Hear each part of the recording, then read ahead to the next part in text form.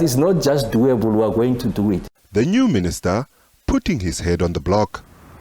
As many South Africans' patience is running out, the electricity minister says he's optimistic that load shedding can be resolved.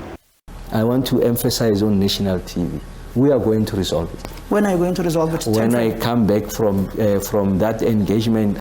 And at the forefront, to implement the Energy Action Plan.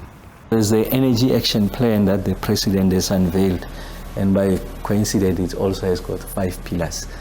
So the first one is on what we call the generation side. On corruption under the current state of disaster over the electricity crisis, Ramokgopa says to cut the red tape, the state of disaster will come in handy. The point must be made.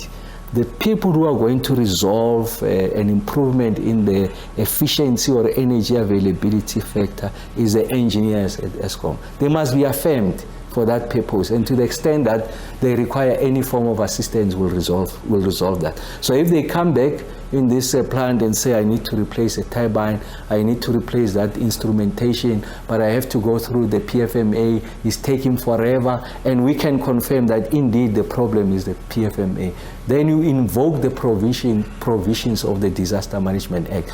Ramokgopa says it will be a mistake not to use diesel while the country is at the state. In December last year, Eskom declared that it had spent around 12 billion rand on diesel. You can choose not to ban diesel, and then you go to higher stages of load shedding, and then the situation becomes catastrophic.